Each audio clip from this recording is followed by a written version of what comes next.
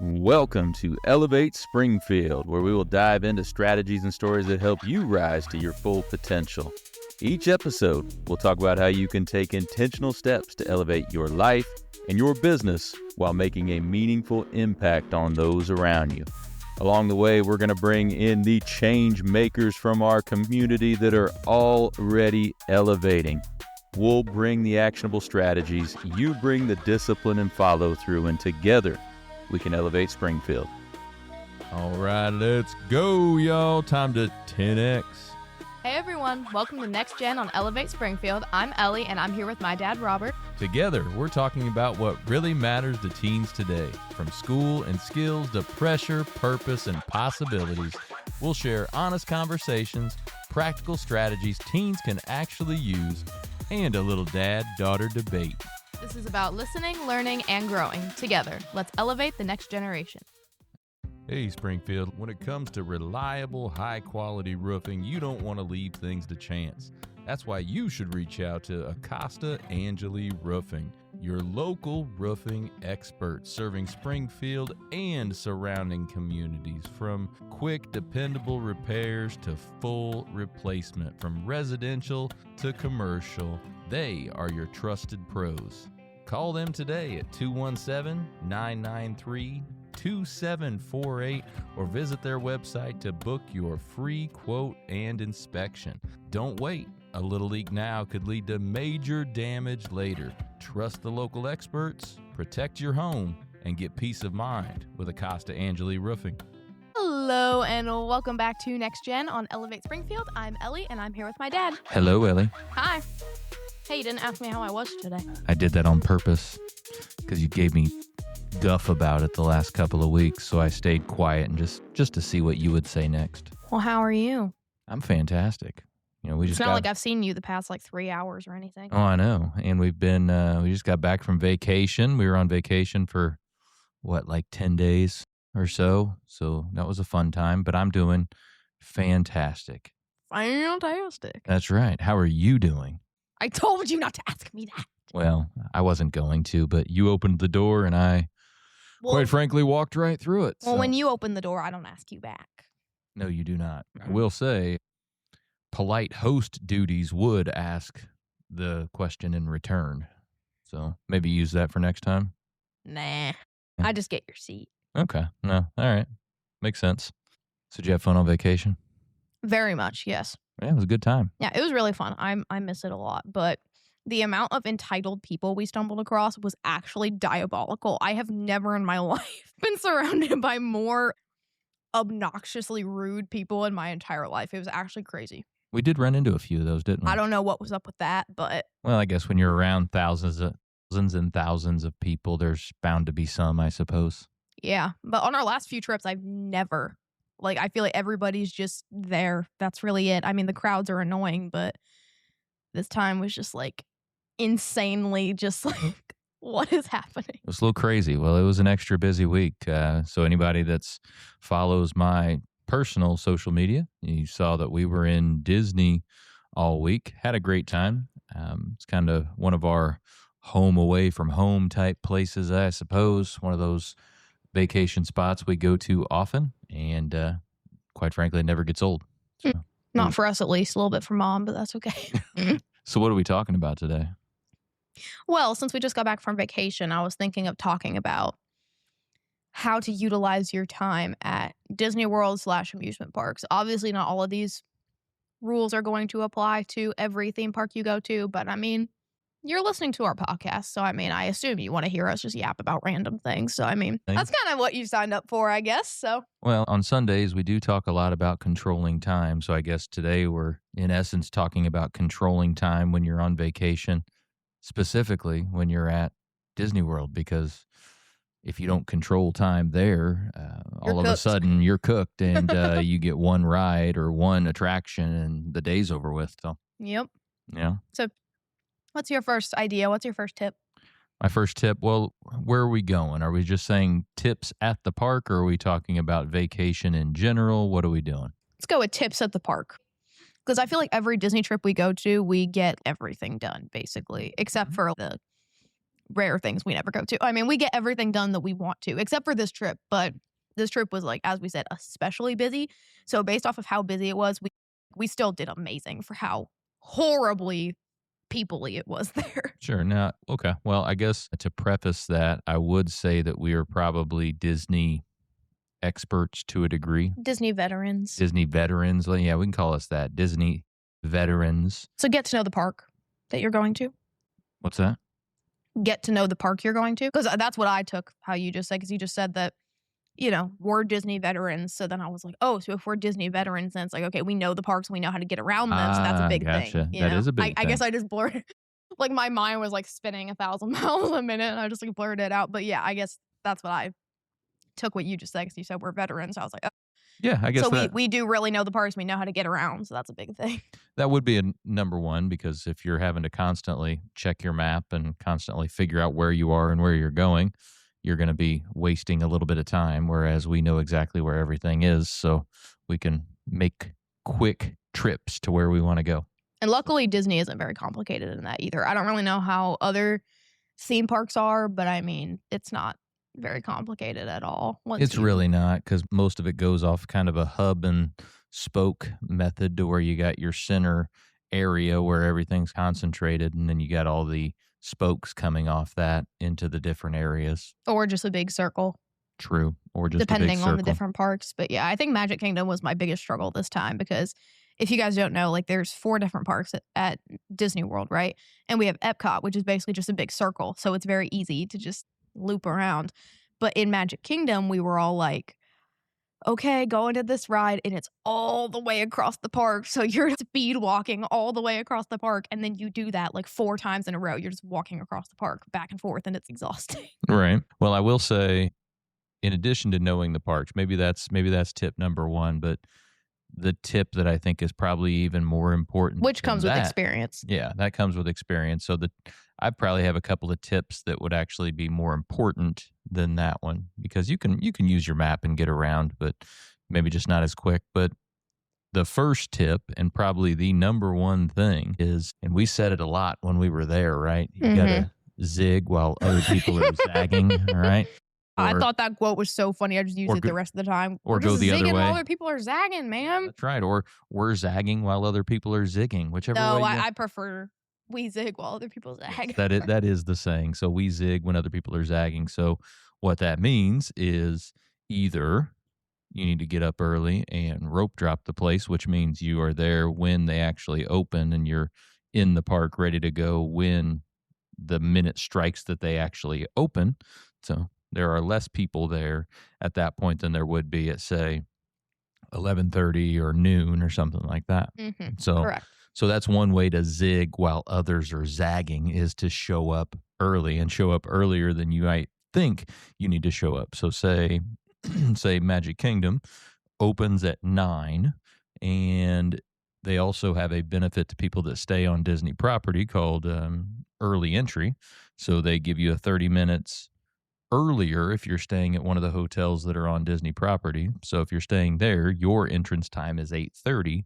But with that, you actually need to be in the park and going through the turnstiles at closer to 7:45 to make that actually worth it. You also need to take into account that for Magic Kingdom, you're getting over there by either ferry boat or monorail. In the morning, monorail would be the better option because it's quicker. Usually it's quicker. I don't know if it's less busy. It's pretty busy up there, but it's not bad as in terms of it holds you back since it's busy. If you show up at 7:30 and you're across the Seven Seas Lagoon, right? Whether you've taken the monorail or you're taking the ferry boat, if you're over at 7:45, once it hits 8 o'clock, they start letting people get closer to the rides. That's what I was going to say. So then 8:30, when they actually open the park, you're close to the first ride that you want to be on. Yeah, that while there's a lot of people that early entry, so it doesn't feel as significant. Like we went with some friends this time that were like, what's the point of early entry? Like this is so busy.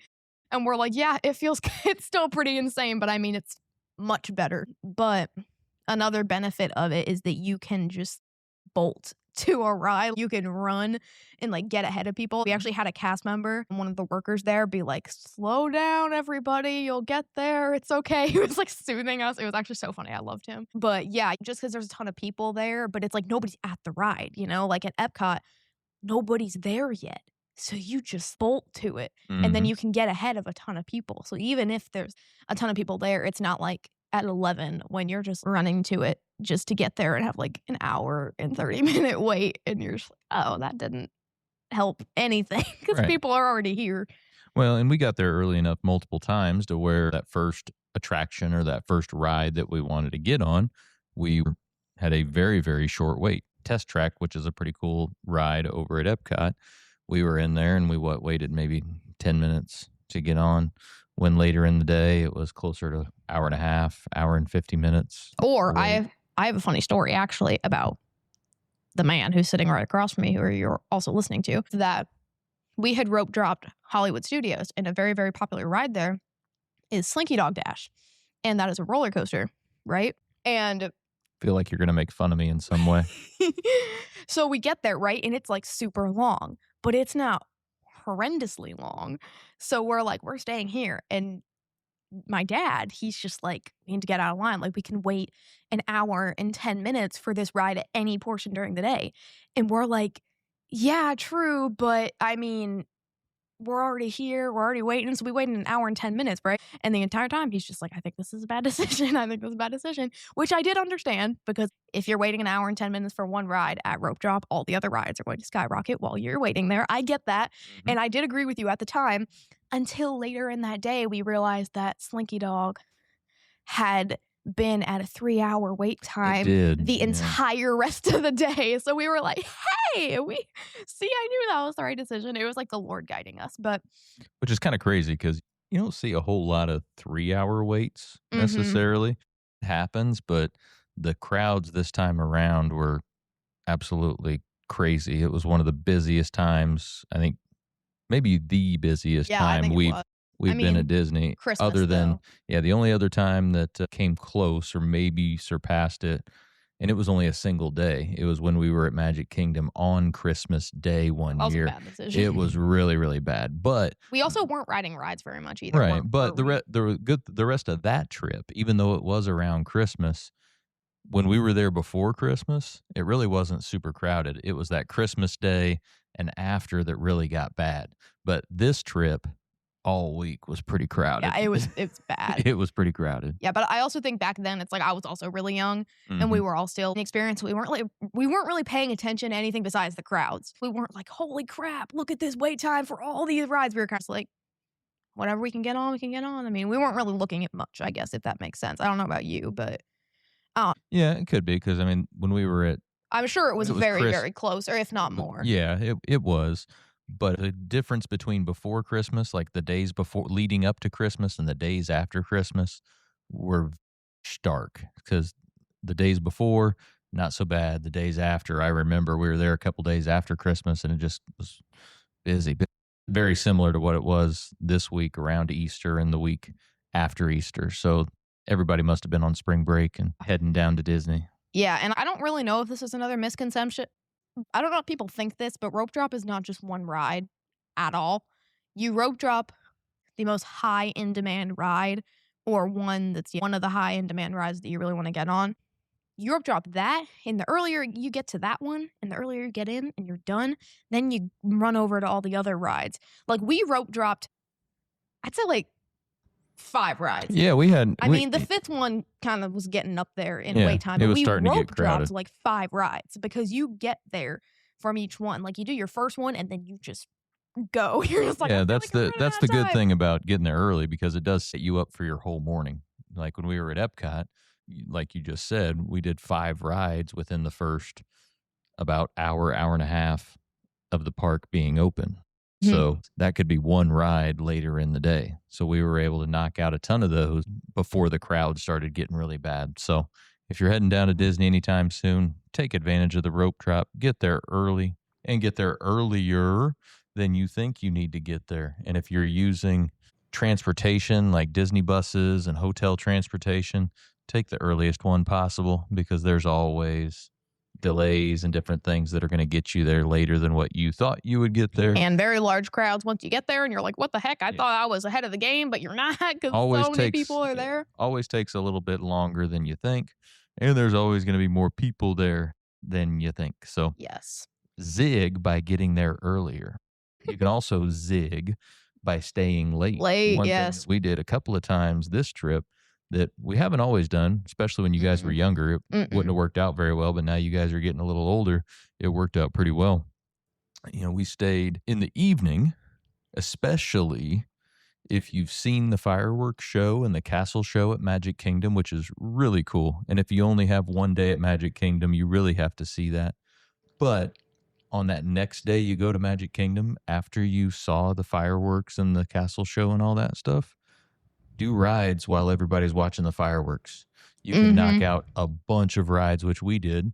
One of the nights we were running all around the park as everybody was watching those fireworks, and we had wait times of 5 minutes and 10 minutes and 15 tops on some of the really good rides that may at some points have an hour to 2 hour waits. So yeah, and also parks that are open after the fireworks, which is what we did this time as well, where it's great to see them during the fireworks, like to ride them during the fireworks. That's like the best time. However, the OGs and the veteran people, or like the smart people without like younger kids, they know that there is a pretty large group of people that are going to bolt to rides straight after the fireworks. Oh yeah, right after and we saw it. It's still pretty good. We got good rides done after fireworks because most of the people with young kids, they go back to the hotel. They're exhausted. They're like, okay, day's over. I bet I didn't even know the park stayed open after fireworks when I was younger. You didn't, because we would always, the fireworks are late enough when you're younger that it's like, hey, we gotta get going. You guys are crashing out. Yeah, so. But so there definitely is a large group of people that also do that. But it was still really good this trip though. Like going after fireworks, we still had good luck. Oh yeah, we did. It is funny though. After the fireworks, we were that one night. We went from one ride that's on one far end of Magic Kingdom to a ride that's on the complete opposite far end. Yeah, that kind of. And we saw, because we knew we went from a 5-minute wait over on Tiana's Bayou, which is a newer attraction, which is very popular, over to Space Mountain, which is on the other side of the park, which is also a very popular attraction. And as we were going across, we're looking at the wait times, like, 10 minutes. We're gonna make it. And then we saw the last of the fireworks go off. We're like, go! We were about halfway over there, and we're like, oh, we better get running. We better get moving. So, we picked up our pace a little bit more. Because we know people are going to be running over there straight after. And just as we made the turn into Space Mountain, we saw the wave of people coming from the fireworks. So we literally beat the crowd by probably 2 minutes. We got in there and had a very short wait. Yes. So. The most satisfying thing ever is when we go into a ride and it's like not bad at all, and then we come out and the line is so long. It's like, yeah, we made it. Yeah, but you can experience that too if you go there early. I'd also say take a midday break. Like we were asked the question recently, like, will it mess with our flow if we leave in the middle of the day and then come back? We're like, no. Do as much as you can do in the morning and then come back for fireworks and after firework rides or like during firework rides. That's the best way you're gonna get a ton of things done as well. Yeah, because I'd say that noon to 5 time frame is super crowded on heavy days. So if you, it's like perfect. Yeah. So, and side thing to it is during that noon to 5 time, people that have been there forever and don't take a break, you can see the annoyance on people's faces, and you can see the tiredness, and you could see the. Yes, I saw people laying in the fake Disney grass when we were there, like over by the castle. So everybody's just laying there with their eyes closed. I was like, man, you should have taken a break. Yeah, everybody's a little on edge or completely tired. So get up early, hit the early stuff, go back to the hotel from like noon to 3 or 4, take a break. Get back there by 5:30. Get back 6. And then hit the evening. You'll be recharged, refreshed, and you should be able to get some lower wait times, even without. We have a very good. Yeah, no, that is a really good flow, and that's even without lightning lanes, which that's a whole nother. If you're wanting to utilize those to control time within Disney World, so lightning lanes are an extra that you can purchase, either a pass for all the rides or a pass for 3 at a time. You can get all of them? They have a premier pass that you can buy. Every single ride? You can get a lightning lane for every single ride. But that one, we didn't do that one. That one is pretty steep. Oh yeah, it's very expensive. I know so that. So a lot of days it was like $350 a day per person.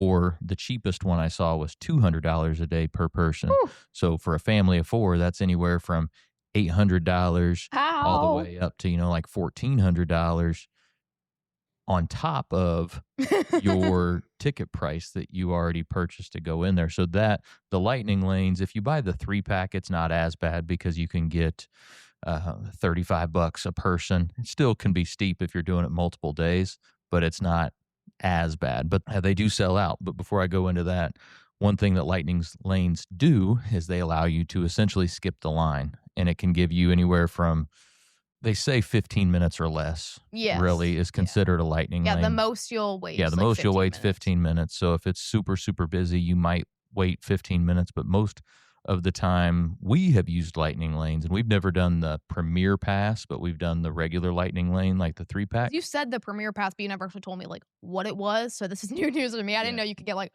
all of them. Every ride. Yeah.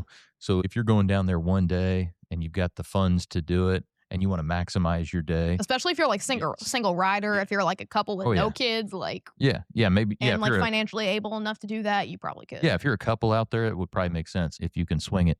But if you have a family, have some kids, especially a larger family, that gets to be an expensive day, which is already expensive at Disney. So, but it allows you to skip the line. So that is one way to maximize your day as well. So what we've done when we have those lightning lanes is do both. Do the rope drop plus utilize your lightning lanes. Okay.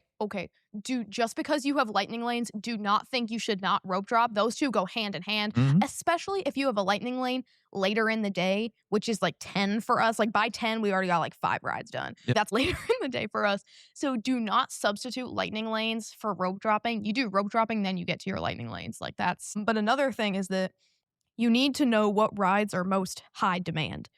These are probably going to be the newer rides or the rides that have been around for a long time that are still very popular. Space Mountain has been around for a while, but it's still very popular. However, I know that Tron is going to be higher on people's lists than Space Mountain because it is newer. And that wait time is insane. So if you want to rope drop something and something early in the morning, you go do that first. That's why we did Slinky first, because Slinky line is always horrible. So know what's in high demand. I mean, obviously know what you want to do as well, like prioritize what you want to do and then base it off of what's demand currently. One of my favorite rides is reopening in May. We're going back in June. So we're probably going to have to rope drop that because everybody's going to be coming back to it because it's been closed for 15 months. It's been closed for over a year. It's been closed for over a year. So I know that demand is going to be high. So we got to get there and get it done and get out. Yeah, and you mentioned Tron. It is one of the most popular rides. It is really cool. It's one of my favorite roller coasters along with Guardians of the Galaxy, Cosmic Rewind. But with lightning lanes, for those in particular, if you get the Premier Pass, you get that on there. But if you get the regular 3-pack of lightning lanes, you have to buy a single lightning lane for the really, really popular ones that's how like in demand Tron these things are. or Guardians of the Galaxy. So that adds another expense. But I think we did lightning lanes 2 days. We did the 3-pack 2 days, and then the rest of the days I we don't didn't remember have a second day, though. I only remember like the first day we were there. Our first Epcot day, and that was it. Well, maybe we did only do one. I can't remember. Yeah, sorry for the more Disney content, y'all. I'm missing it, and I'm going to sob, so sorry. That's all right. Next week, we'll be off the Disney train. Really? Well, at least on the podcast. We'll talk about it off air, but we won't talk about it on the podcast anymore. Really? Well, I'm gonna go out of my way to bring it up then on the podcast. Okay, you can infuse it every now and again. So, but yeah, if I would say, but I have your permission. Well, you're the host. You don't need my permission. You get I am the host. You get to take this wherever you want. You're driving the bus, not me. Anyway, continue. So yeah, show up early, stay late, utilize those lightning lanes, take a break in the middle of the day. And again, look at where, even during the day, figure out where people are going. The normal lunchtime when people are going to lunch, that could open up spots to go to rides, right? So do things, as we were talking, zig while other people are zagging. Figure out where the crowd is going and go in a different direction. They have parades and shows during the day where it's not as big as the fireworks in the evening where everybody comes in and watches. So if you don't want to see but there that, are parades that people will be watching, and a good amount of them will. So you might be able to knock out. Still wouldn't be able to get on the big rides for a low wait time during there. But some of the smaller rides that typically have a little bit lower wait times might have super low wait times during those times. Figure Yeah. out where everybody else is going and then go in a different direction. Right. And I also know another thing that some people are confused about is park hopping as well, which I feel like park hopping can be so misused. People have the most crazy plans for park hopping, and I'm like, what? Some people will try and park hop 3 or more parks in one day, and I'm like, huh? Like, especially if you're not looking at the wait times and you're just like, okay, this one in the morning, this one mid-afternoon, this one here, this one here. Like, that's crazy. So if you intend to park hop, think on it and do it right. Because park hopping can be not a great tool if you're just like, I don't want to say flying by the seat of your pants, but just make sure you're looking at things, checking things, seeing everything that's available, and just being strategic about it, because it's a sport. It worked out well for us. Another thing you could do is I really liked park hopping. Yeah, and you can make early morning breakfast reservations. Sometimes that helps. That gets you in a park early. Mm-hmm. Oh, yeah. We did that one time at Epcot. Mm-hmm. That was like the best experience ever because we got on Test Track before. We were literally the second party on Test Track. Second car. Yes, that was the good. The second people ever that day. We got out and the line was so long. We were like, loser. If you recall, we sprinted that morning. Yes, from our because we were getting close on time. So we sprinted from our breakfast over there. Another tip that we utilize just because, well, and it could be for anybody, but we like to drive ourselves to the park rather than use the transportation. So one reason we drive, so we typically have our car down there. But if you fly and you have a rental car, it could be worthwhile for you to drive as well because you will only be waiting on you. All the Disney transportation, all the hotel transportation can be great, but you're going to be spending a lot of time moving around, picking up people, waiting on other people when you could have already been there or left, either one. And that can feel very anxiety-inducing. It's just like, let's go. I need to get there. It was sad because this time it didn't work out very well. But last time it worked out perfect. Like, we got there. It was fun to be on the bus. It was a good bus. It was fun. Yeah, last time it did. But I think it was because it might not have been as crowded last time in terms of the park in general. Yeah, but it was great last time. But this time it was like, okay. Yeah, we need to drive ourselves. We need to get there. Sorry, I'm eating peas. Peas are good. I already ate all the corn. One other tip, the monorail that goes into Magic Kingdom at the end of the night, the express monorail that takes you back to the parking lot, the transportation and ticket center, is always super, super crowded. Yes. There is another monorail that people don't tend to look at, and that's the... I know, right? Don't tell the secret. Don't say it. Enough people know. Don't tell the masses. I didn't know this until this trip. I was like, well, we're allowed to do that? Yeah. It's like, this feels illegal. The resort monorail, as you may know or may not, there's 3 resorts that are on the monorail route outside of Magic Kingdom. That's the Contemporary, Polynesian, and Grand Floridian. So there is a separate monorail that goes to all 3 of those resorts, plus the parking lot, the transportation and ticket center. So a lot of people, when they look at that monorail on the resort side, they think, it's just going to the resorts. I can't ride on that one. But it stops at the transportation and ticket center. I think we probably saved an hour wait by hopping over onto that one compared to the regular express monorail that just goes straight to the transportation and ticket center and back. And then if that's not an option, ferry boat, because that's what we've been doing for years, because monorail is always horrendously busy at the end of the day. You never go on the monorail at the end of the day. It never works out. So then you got to go on the ferry boat, and it's usually cold. It's usually wet. You're exhausted. You still have to stand. But you know what? You got to get back to that dang ticket center. And do you want to wait like an hour and 30 minutes? Probably not. So choose the ferry boat because you'll get there earlier. And probably the last tip, or at least the last tip for this episode, we can go in. I think we could talk about Disney for hours on end. You're on a roll. Go in with a plan. Don't just go in very loose and think that you're going to get everything done that you want to get done. You need to go in, map it out, what you want to do, at least for the first part. A lot of times what we'll do, during that rope drop time, Yes. those first couple hours, we have a pretty specific plan. Hey, we're going to go ding, ding, ding, ding, ding, ding, ding.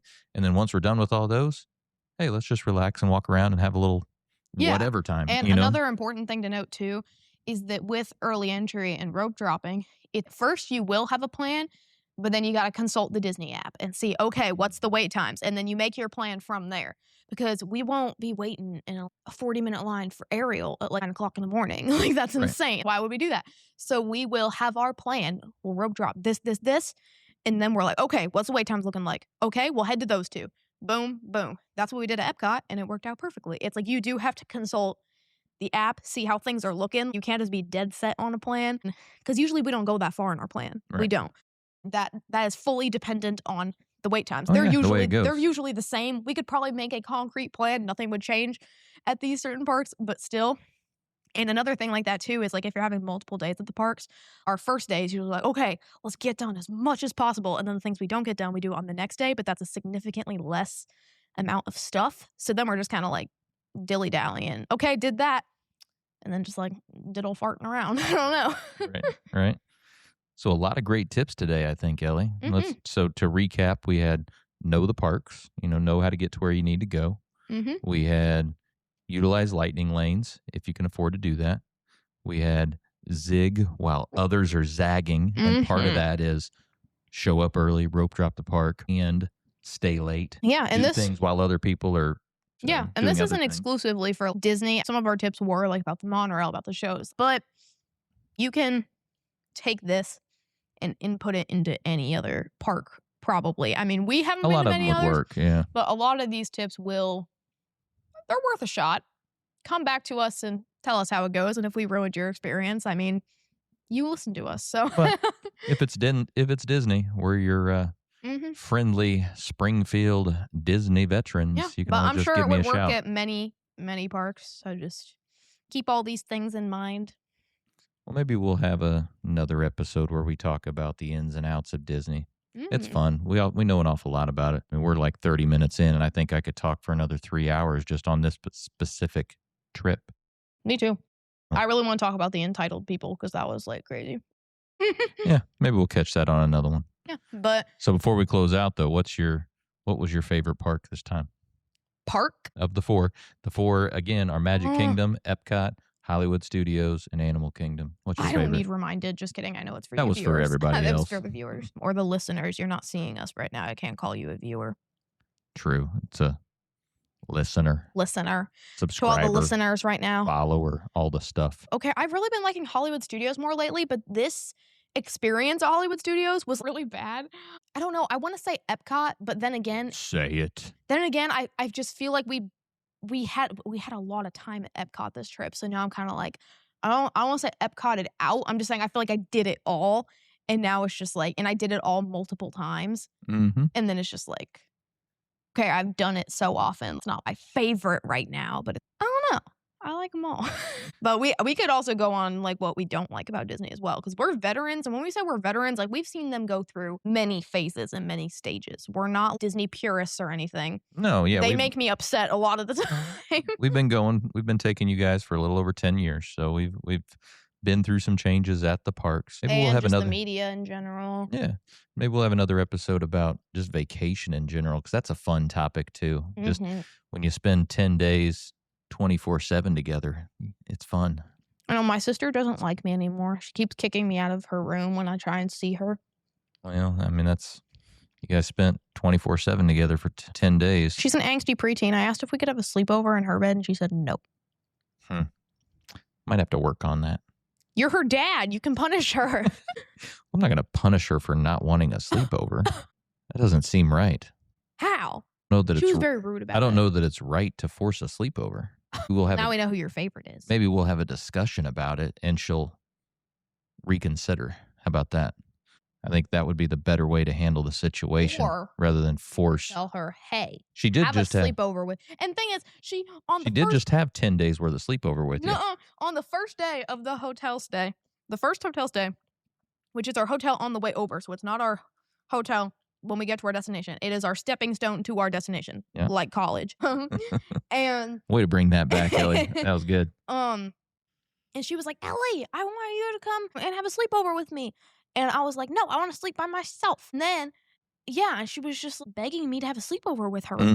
And then we come back home and I ask her for a sleepover and she's like, no, Yeah. get out of my room. Scram, now. Well, maybe she just needed a couple nights. We'll go talk to her after this. What do you say? Yeah, let's go. Favorite thing about vacation in general? In general, I mean, Yeah. this time was because we got to see our friends. That was really fun. My favorite thing is just spending time with my girls. Love it. Yeah. Are we going to go talk to Adeline Yep.